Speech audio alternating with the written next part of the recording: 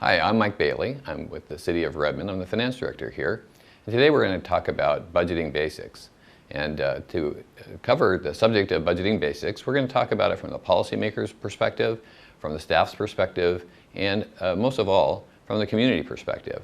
And we're going to cover both the how to create a budget and why you create budgets and kind of things you need to be careful about as you do that, how budgets can help you in accomplishing what you're trying to do on behalf of your community, and also some of the laws and things that are important to keep in mind.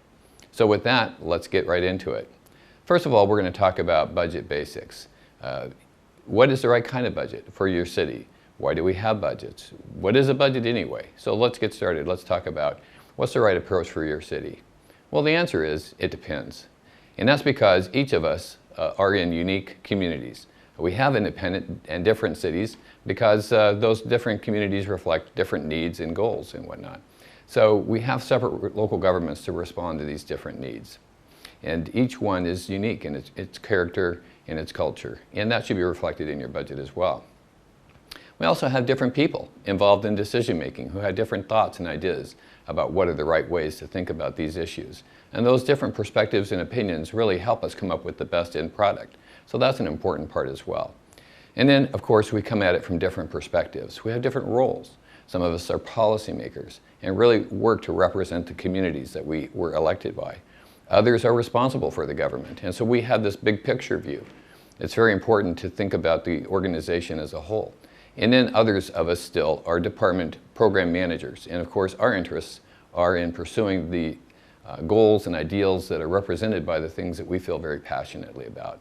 So us staff members have a very specific role and perspective as well. What's a budget? Well, the National Advisory Council for State and Local Budgeting, and yes, there is such a thing, has described a budget as an economic plan. And it focuses the financial and human resources within an organization on accomplishing clear and specific goals. And that this plan should be established and these goals should be monitored and guided by the policymakers. And I think that's an excellent definition of a budget. We can have budgets for either annual or biennial, 2-year periods. And there's lots of ways that we can put a budget together that helps address the various ways we choose to define a budget in our community. So why would we budget? Well, first of all, it's important to have a financial plan for your community. You have certain resources that are available, and you have things you want to accomplish with the way those resources are deployed. And the most important reason for budgeting is to make sure that that is done well. And that's important to keep in mind. It's also a management tool for the administration of the organization. Are those resources sufficient? Are we managing our expenditures well? Will we be financially healthy at the end of the budget period?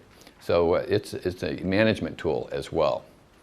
And lastly, and maybe most importantly, it's important for the community to be confident that we're managing their resources well.